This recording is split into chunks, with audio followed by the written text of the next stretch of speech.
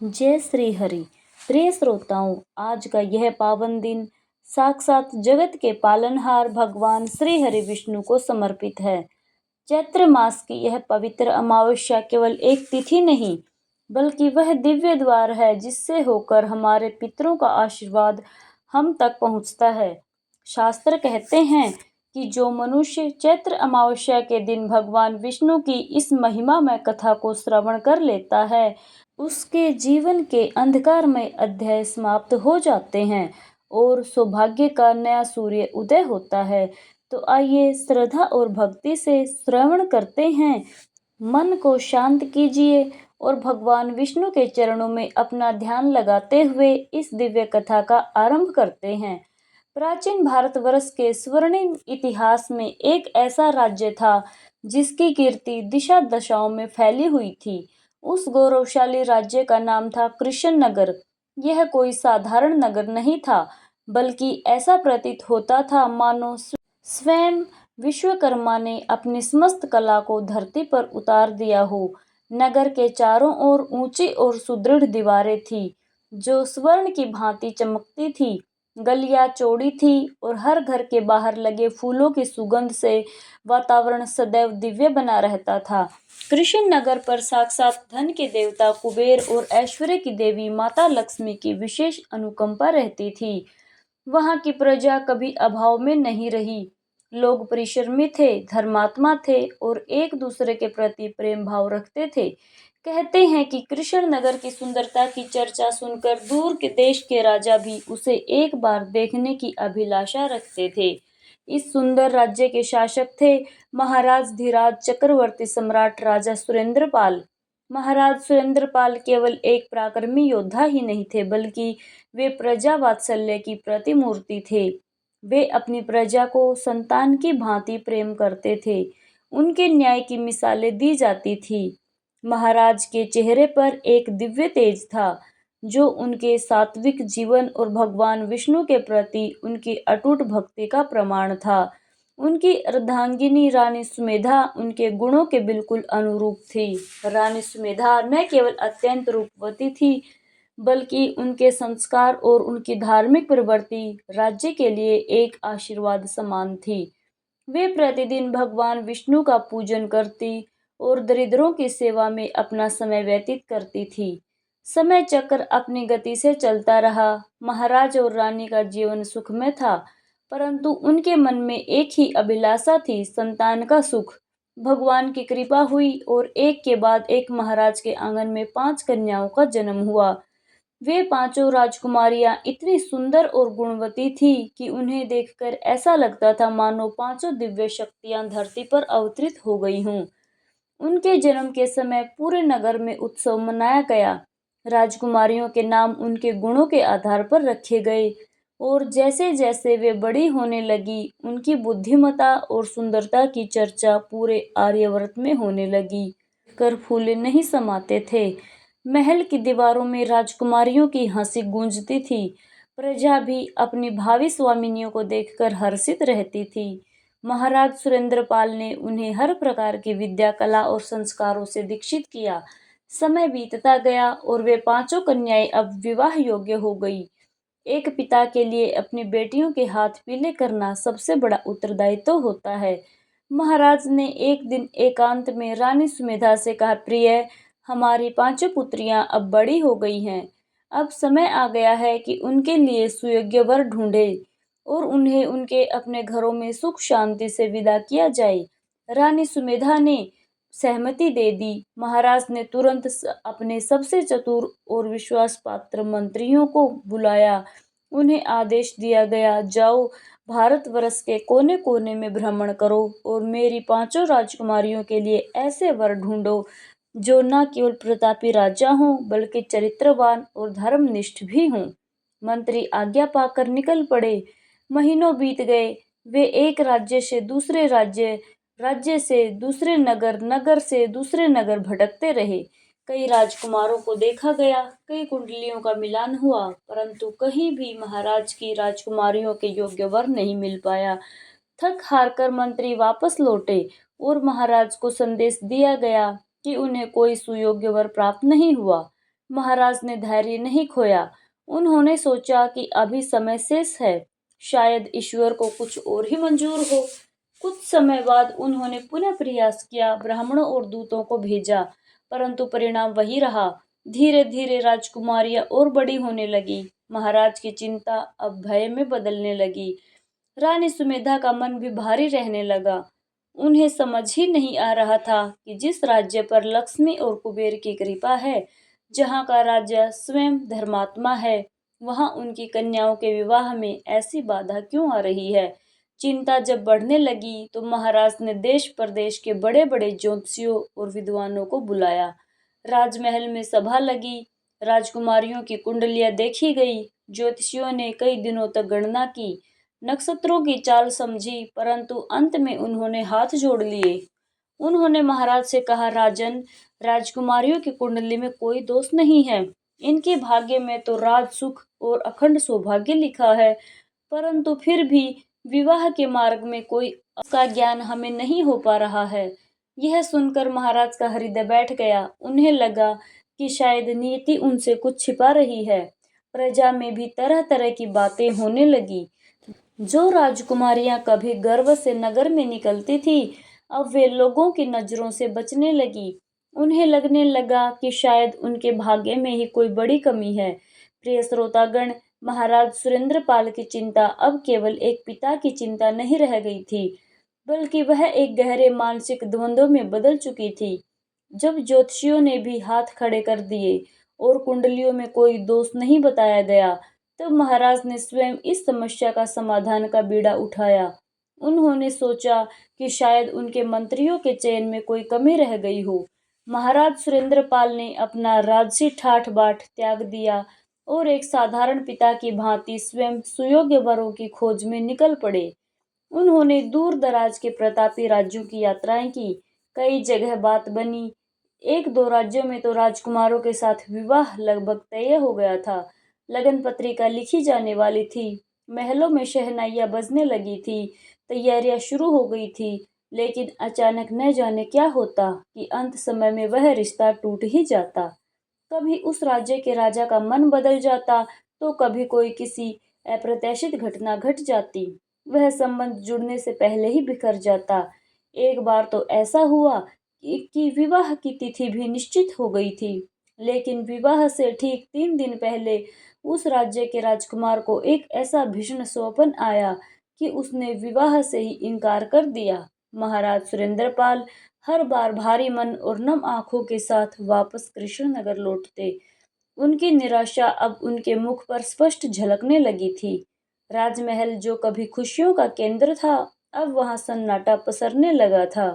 रानी सुमेधा का स्वास्थ्य भी अपनी पुत्रियों की चिंता में गिरने लगा। वे रात रात भर जाकर भगवान विष्णु के सम्मुख दीपक जलाती और बस यही प्रार्थना करती, हे नारायण, हमसे ऐसा क्या अपराध हुआ है कि मेरी फूल जैसी कोमल बेटियां अपने ही घर में कैद होकर रह गई हैं। क्यों उनके भाग्य के द्वार बंद हैं। राजकुमारियां जो कभी नगर के उद्यानों में प्रजा के बीच चहकती थी, अब उन्होंने महल की खिड़कियों से बाहर देखना भी बंद कर दिया। उन्हें लगने लगा कि वे अपने पिता और इस राज्य के लिए एक कलंक बन गई हैं। नगर की प्रजा जो पहले अपनी राजकुमारियों का गुणगान करती थी, अब दबी जुबान में तरह तरह की बातें करने लगी थी। कोई कहता कि महाराज के किसी पुराने पाप का फल है, तो कोई इसे किसी प्रेत बाधा का साया बताता। महाराज के लिए सबसे कष्टकारी क्षण वह होता जब वे नगर भ्रमण पर निकलते और अपनी प्रजा की नजरों से नजरें नहीं मिला पाते। एक चक्रवर्ती सम्राट जिसके चरणों में दुनिया झुकती थी, वह आज अपनी ही प्रजा के सामने मुंह छिपाने पर मजबूर था। वर्ष बीतते गए और स्थिति और भी विकट होती गई। कहते हैं महाराज को ऐसा लगने लगा कि अब उनकी बेटियों का विवाह कभी नहीं होगा और वे कुंवारी ही वृद्ध हो जाएंगी। यह विचार उन्हें भीतर ही भीतर खाए जा रहा था। तभी एक दिन कृष्णनगर की सीमाओं पर एक अलौकिक दृश्य दिखाई दिया। एक अत्यंत तेजस्वी ब्राह्मण, जिनके मुख पर सूर्य जैसा प्रकाश था और जिनके हाथ में एक दिव्य कमंडल था, नगर की ओर बढ़ रहे थे। उनकी चाल में एक ऐसी गंभीरता थी जो उन्हें देखता वह स्वयं ही नतमस्तक हो जाता था। उनके आने की खबर जैसे ही पूरे नगर में फैली, वो महाराज सुरेंद्रपाल के कानों तक भी जा पहुंची। जैसे ही महाराज को पता चला कि कोई दिव्य महापुरुष पधारे हैं, वे अपनी सुध बुध खोकर नंगे पांव ही महल से बाहर दौड़ पड़े। उन्होंने यह भी नहीं सोचा कि वे एक राजा हैं। उन्होंने ब्राह्मण देवता के चरणों में साष्टांग प्रणाम किया और अत्यंत विनम्र भाव से उन्हें महल में लेकर आए। महल के मुख्य कक्ष में महाराज ने स्वयं ब्राह्मण देव के चरण धोए और उन्हें उच्च आसन पर बैठाया। महाराज की आंखों में आंसू थे। उन्होंने हाथ जोड़कर बड़े ही मार्मिक स्वर में कहा, हे ऋषिवर, आप साक्षात नारायण के दूत बनकर आए हैं। मेरा राज्य, मेरा मान शान और मेरी प्रजा सब कुछ ठीक है, लेकिन फिर भी मेरा हृदय जल रहा है। मेरी पांचों पुत्रियां विवाह योग्य हैं, गुणवती हैं, फिर भी उनके हाथ पीले नहीं हो रहे हैं। हर बार रिश्ता जुड़ते जुड़ते टूट जाता है। कृपा मुझे बताइए कि मुझसे क्या भूल हुई है। वह ब्राह्मण देवता कुछ समय तक शांत रहे। उन्होंने अपनी आंखें बंद की और ध्यान मग्न हो गए। महल में एक अजीब सा सन्नाटा छा गया। हर किसी की सांसें अटकी हुई थी। रानी सुमेधा और पांचों राजकुमारियां भी पर्दे के पीछे इस दृश्य को देख रही थी। कुछ देर बाद जब ब्राह्मण ने अपनी आंखें खोली तो उनकी दृष्टि में एक विशेष करुणा थी। उन्हें महाराज की ओर देखा और गंभीर स्वर में बोले, राजन, तुम्हारी पीड़ा का कारण कोई वर्तमान का दोष नहीं है। यह सब तुम्हारे पितरों के कारण हो रहा है। महाराज चौंक गए। उन्होंने कहा, पितरों के कारण? हे देव, मैंने तो सदा धर्म का पालन किया है।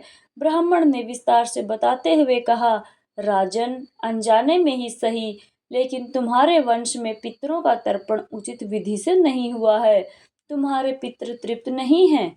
वे भूखे प्यासे हैं और उनकी यह अतृप्ति ही तुम्हारे परिवार पर छाया बनकर मंडरा रही है।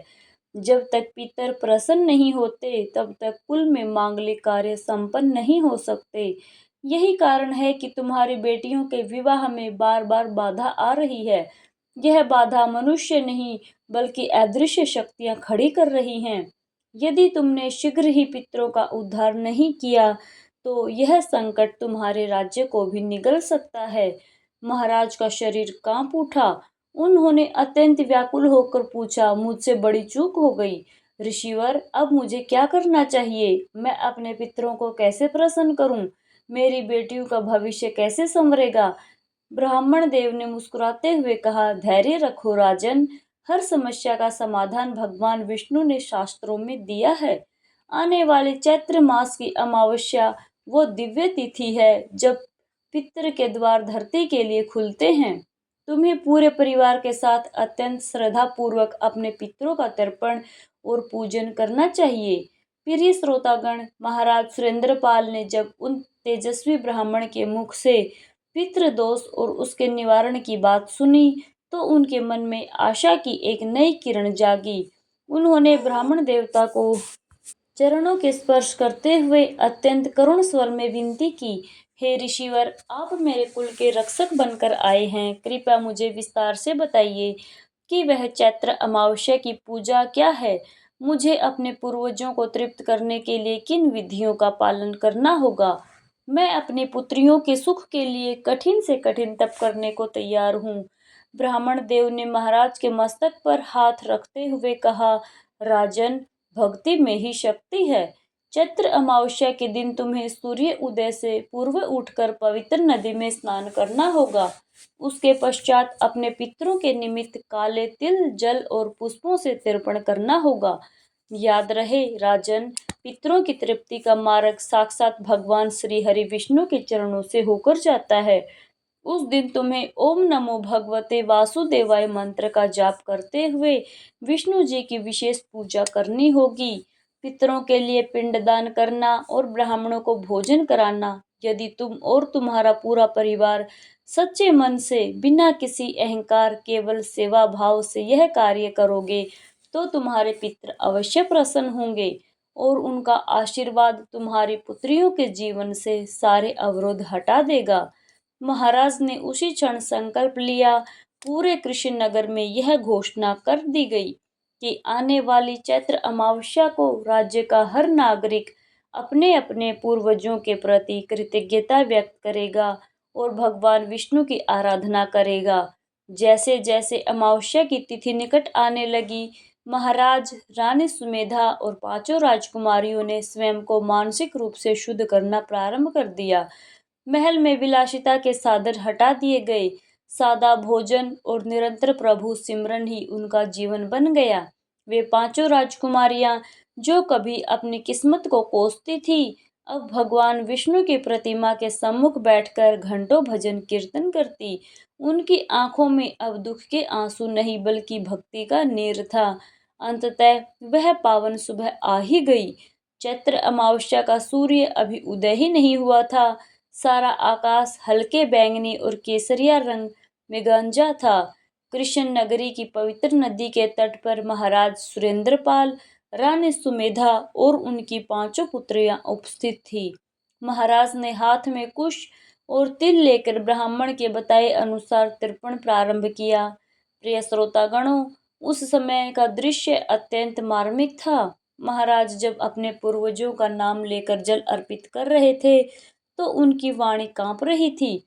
वे मन ही मन कह रहे थे, हे मेरे पूज्य पूर्वजों, यदि हमसे कोई भूल हुई हो, तो यदि हमने अनजाने में आपका अनादर किया हो, तो हमें क्षमा करें। यह जल और यह श्रद्धा सुविधा स्वीकार करें और अपनी इन पुत्रियों को अपना आशीष दें। तर्पण के पश्चात राजा और उनके परिवार ने भगवान विष्णु की एक भव्य प्रतिमा के सम्मुख पूजा अर्चना की।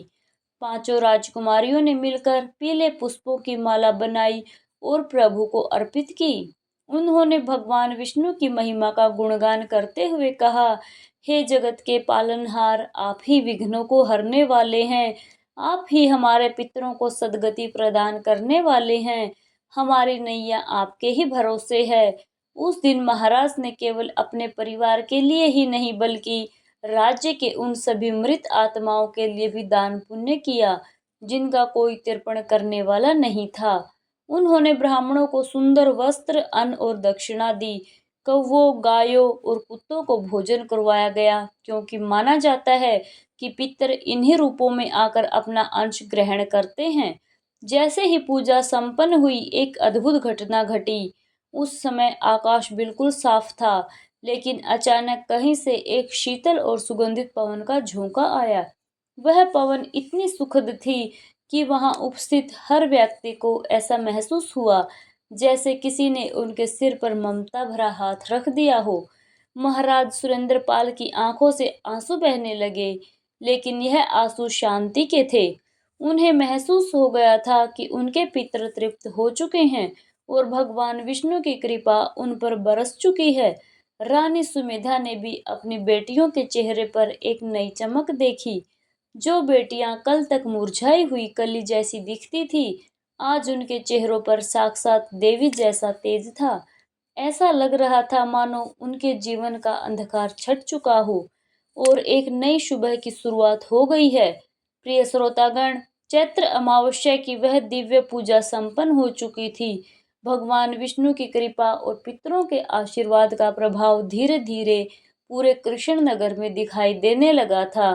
वह बोझिल वातावरण जो वर्षों से महल की छतों पर छाया हुआ था, अब पूरी तरह से छट चुका था। हवाओं में एक अलग ही ताजगी थी और महल के कोने कोने में जैसे नई प्राणवायु का संचार हो गया हो। महाराज सुरेंद्रपाल के मुख पर अब वह चिंता की लकीरें नहीं थी जो कभी उनके माथे पर स्थायी रूप से बस गई थी। उन्हें अब अपने भीतर एक अपार शांति का अनुभव हो रहा था, जैसे कोई भारी ऋण उनके कंधों से उतर गया हो। रानी सुमेधा भी अब प्रसन्न रहने लगी थी। वे अपनी पांचों राजकुमारियों को देखती तो उन्हें उनके मुख पर एक अलौकिक कांति दिखाई देती। वे पांचों बहनें जो कभी समाज के तानों और अपने भविष्य की अनिश्चितता से डरी सहमी रहती थी, अब आत्मविश्वास से भरी हुई थी। उन्होंने फिर से संगीत सीखना, चित्रकारी करना और नगर के उद्यानों में भ्रमण करना प्रारंभ कर दिया था। प्रजा भी उन्हें देखकर हर्षित होती थी और अब नगर में उनके विवाह को लेकर होने वाली कानाफूसी बंद हो चुकी थी।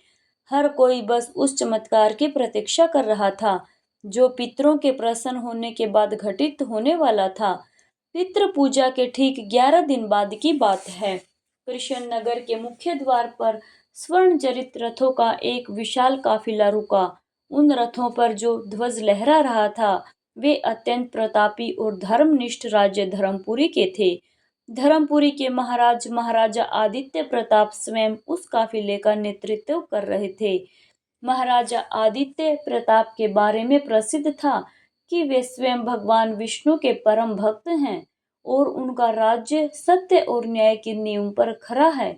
महाराज सुरेंद्रपाल को जब इस बात की सूचना मिली तो उन्होंने स्वयं आगे बढ़कर उनका भव्य स्वागत किया। महल के अतिथि कक्ष में जब दोनों राजाओं की भेंट हुई तो महाराजा आदित्य प्रताप ने एक अत्यंत विस्मयकारी बात बताई। उन्होंने कहा, मित्र सुरेंद्रपाल, मैं यहाँ किसी राजनीतिक संधि के लिए नहीं आया हूँ, बल्कि मुझे यहाँ एक दिव्य प्रेरणा लेकर आई है। ठीक चैत्र अमावस्या की उस पावन रात्रि को जब सारा संसार गहरी निद्रा में था, मुझे स्वप्न में साक्षात नारायण के दर्शन हुए। प्रभु ने मुझसे कहा कि कृष्ण नगर के राजा ने अपने पितरों को तृप्त कर दिया है और अब उनके घर की लक्ष्मी स्वरूपा कन्याएं विवाह के लिए तैयार हैं। प्रभु ने ही मुझे संकेत दिया कि मेरे पांचों पुत्र जो हर प्रकार की विद्या में निपुण हैं, उनके लिए आपकी पांचों राजकुमारियों से श्रेष्ठ वधुएं इस संसार में और कहीं नहीं हो सकती। यह सुनकर महाराज सुरेंद्रपाल की आंखों से अविरल अश्रुधारा बहने लगी।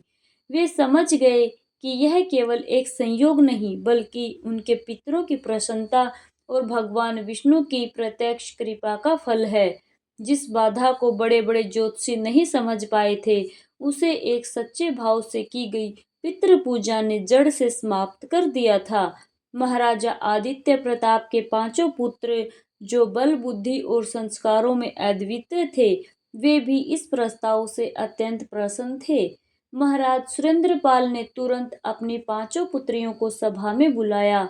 जब वे पांचों राजकुमारियां शालीनता और मर्यादा के साथ सभा में प्रविष्ट हुई तो महाराजा आदित्य प्रताप उनकी सात्विकता और तेज को देखकर दंग रह गए।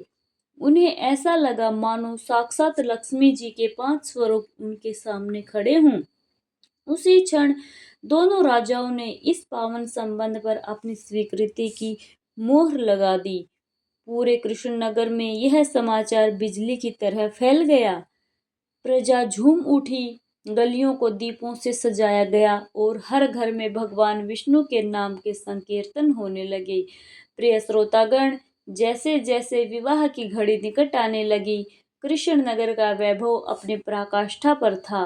वह नगर जो कुछ समय पहले तक अपनी राजकुमारियों के भविष्य को लेकर मौन और उदास रहता था, आज उत्सव के महासागर में डूबा हुआ था।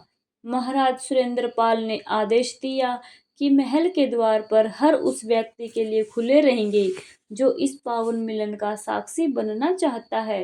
लेकिन इस उत्सव की सबसे सुंदर बात यह थी कि महाराज ने आनंद के अतिरिक्त में भी अपने पितरों और भगवान विष्णु को नहीं भुलाया था। विवाह से पूर्व धर्मपुरी के पांचों राजकुमारों को कृष्णनगर की सीमा पर आगमन हुआ।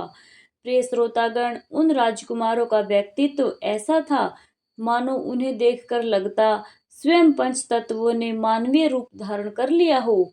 ज्येष्ठ राजकुमार वीर प्रताप शौर्य के प्रतिमूर्ति थे। दूसरे राजकुमार ज्ञान प्रताप के मुख पर विद्या का तेज था। तीसरे राजकुमार कला प्रताप संगीत और शिल्प में निपुण थे। चौथे राजकुमार न्याय प्रताप अपनी निष्पक्षता के लिए जाने जाते थे और सबसे छोटे राजकुमार भक्ति प्रताप का हृदय सदैव श्री हरि के चरणों में लगा रहता था। जब इन पांचों राजकुमारों ने महल में प्रवेश किया तो रानी सुमेधा ने अपनी आंखों में संतोष के आंसू लिए उनका स्वागत किया। उन्होंने मन ही मन अपने पूर्वजों को नमन किया क्योंकि वे जानती थी कि आज उनके घर जो सुयोग्य वर आए हैं वे उसी अमावस्या के तर्पण का फल हैं। राजकुमारियों और राजकुमारों का प्रथम मिलन अत्यंत गरिमामय और मर्यादित रहा। पांचों बहनें जो कभी समाज की नजरों से बचती फिरती थी, आज अपने पिता के गौरव को बढ़ते देख गर्व से भर उठी थी। महाराज सुरेंद्रपाल ने उन तेजस्वी ब्राह्मण देव को पुनः आमंत्रित किया, जिन्होंने उन्हें संकट से उबारा था। उन ब्राह्मण देव ने महाराज से एक बहुत ही मार्मिक बात कही। राजन, यह पांचों विवाह केवल दो परिवारों का मिलन नहीं, बल्कि यह पितृ ऋण से मुक्ति का महायज्ञ है। विवाह के मंडप में बैठने से पूर्व इन पांचों वरों और वधुओं को पुनः अपने पूर्वजों का आशीर्वाद लेना होगा, क्योंकि उन्हीं की प्रसन्नता से यह संभव हुआ है। पूरे राजमहल को फूलों से सजाया गया था, जैसे स्वयं ऋतुराज बसंत वहां ठहर गए हों। स्तंभों पर चंदन का लेप किया गया हो और वातावरण में धूप और गूगल की सुगंध रची बसी थी। महाराज ने दूर दूर से आए कलाकारों को आदेश दिया कि वे केवल भगवान विष्णु की लीलाओं का ही गान करें। कृष्णनगर की हर गली में ओम नमो भगवते वासुदेवाय की गूंज सुनाई दे रही थी। तैयारियां इतनी भव्य थी कि देवलोक से देवता भी कौतूहलवश झांकने लगे थे। सोने के पात्रों में गंगाजल भरकर रखा गया था। रेशमी वस्त्रों और रत्नों के अंबार लगे थे। लेकिन महाराज का मन इन भौतिक सुखों से अधिक इस बात पर केंद्रित था कि उनकी बेटियां अब सुखी होंगी। उन्होंने अपनी संपत्ति का एक बड़ा हिस्सा दीन दुखियों में बांट दिया, ताकि राज्य का कोई भी व्यक्ति इस दिन भूखा ना सोए। विवाह की पूर्व संध्या पर एक अत्यंत भावुक दृश्य उपस्थित हुआ। महाराज सुरेंद्रपाल अपनी पांचों पुत्रियों के कक्ष में गए। वहां उन्होंने देखा कि पांचों बहनें मिलकर पितरों के निमित्त दीप जला रही थी। सबसे बड़ी राजकुमारी ने पिता के चरण स्पर्श किए और रूंधे हुए गले से कहा, पिताजी, हमने सुना था कि बेटियां पिता पर बोझ होती हैं, लेकिन आपने हमें सिद्ध कर दिया कि यदि पिता का विश्वास और भगवान की कृपा साथ हो, तो भाग्य की लकीरें भी बदली जा सकती हैं। महाराज ने अपनी पुत्रियों को गले लगा लिया। उस समय पिता और पुत्रियों के बीच का वह मौन संवाद वहां उपस्थित हर दासी और मंत्री की आंखों को भिगो गया। प्रिय श्रोतागण, विवाह की उस पूर्व संध्या पर पूरा कृष्णनगर सो रहा था, लेकिन महाराज सुरेंद्रपाल की आंखों में नींद नहीं थी। वे अपने शयन कक्ष की बालकनी में खड़े होकर उस अनंत आकाश को निहार रहे थे, जहां नक्षत्र अपनी मंद मंद आभा बिखेर रहे थे। उनका मन कृतज्ञता के भाव से इतना भारी था कि उन्हें लग रहा था मानो उनका हृदय अभी पिघल कर बह जाएगा। वे बार बार मन ही मन भगवान श्री हरि विष्णु का धन्यवाद कर रहे थे। तभी रात्रि के उस शांत पहर में एक ऐसी घटना घटी जिसने महाराज के रोम रोम को पुलकित कर दिया। अचानक उनके शयन कक्ष में एक अलौकिक दूधिया धवल प्रकाश फैलने लगा। वह प्रकाश इतना शीतल था कि महाराज की आंखों को रत्ती भर भी कष्ट नहीं हुआ। उस प्रकाश के बीच में महाराज ने देखा कि उनके स्वर्गवासी पिता, पितामह और उनके वंश के 5 पीढ़ियों के पूर्वज एक कतार में खड़े हैं। उनके चेहरों पर वह तेज था जो केवल एक दिव्य लोकों में रहने वाले पुण्य आत्माओं के पास होता है। महाराज सुरेंद्रपाल अवाक रह गए। उन्होंने थरथराते हुए हाथ जोड़े और भूमि पर साष्टांग दंडवत कर दिया। उनके पूर्वजों के ज्येष्ठ सदस्य ने आगे बढ़कर महाराज के मस्तक पर हाथ रखा और अत्यंत मधुर वाणी में कहा, पुत्र सुरेंद्रपाल, उठो, आज हम सब तुम्हें आशीर्वाद देने आए हैं। तुम्हारी उस एक दिन की चैत्र अमावस्या की श्रद्धापूर्ण भक्ति और तर्पण ने हमें उन बंधनों से मुक्त कर दिया है जो अतृप्ति के कारण हमें जकड़े हुए थे। तुम्हारी प्रार्थना वैकुंठ तक पहुंची है। आज तुम्हारी पुत्रियों का विवाह केवल मनुष्यों का मिलन नहीं है, बल्कि यह हमारे वंश के उदय का उत्सव है। जाओ पुत्र, निश्चिंत होकर अपनी पुत्रियों का कन्यादान करो। तुम्हारा कुल अब युगों युगों तक धर्म के मार्ग पर चलेगा। इतना कहकर वे दिव्य दिव्य पुरुष उस प्रकाश के पुंज में विलीन हो गए। जब महाराज की चेतना वापस आई तो उन्होंने देखा कि उनके कमरे में अभी भी तुलसी और चंदन की वह दिव्य सुगंध शेष थी जो उन पितरों के साथ आई थी। महाराज का रोम रोम खिल उठा जब उनके मन में रत्ती भर भी संशय नहीं था। अगले दिन सूर्य की पहली किरण के साथ ही कृष्णनगर उत्सव के नाद से गूंज उठा। शंख की ध्वनि, ढोल नगाड़ों की थाप और वेद मंत्रों के उच्चारण ने आकाश को पवित्र कर दिया। वह ऐतिहासिक पल आ गया था जब एक साथ पांचों राजकुमारियों का पानी ग्रहण संस्कार होना था। विवाह मंडप को साक्षात देवलोक की भांति सजाया गया था। मंडप के केंद्र में भगवान विष्णु की स्वर्ण प्रतिमा विराजमान थी, जिसके सम्मुख पांचों अग्निकुंड प्रज्वलित किए गए थे। जब पांचों राजकुमारियां अपने सखियों के साथ मंडप में आई, तो उनकी शोभा वर्णन से परे थी। उन्होंने जो रेशमी वस्त्र धारण किए थे, वे पितरों के आशीर्वाद से स्वर्ण की भांति चमक रहे थे। पांचों राजकुमार, जो धर्मपुरी के गौरव थे, अपने अपने स्थानों पर बैठे थे। जैसे ही महाराज सुरेंद्रपाल और रानी सुमेधा ने अपनी पुत्रियों के कन्यादान का संकल्प लिया, आकाश से पुष्प वर्षा होने लगी। हर कोई विस्मित था कि बिना किसी मेघ के यह पुष्प कहाँ से आ रहे हैं।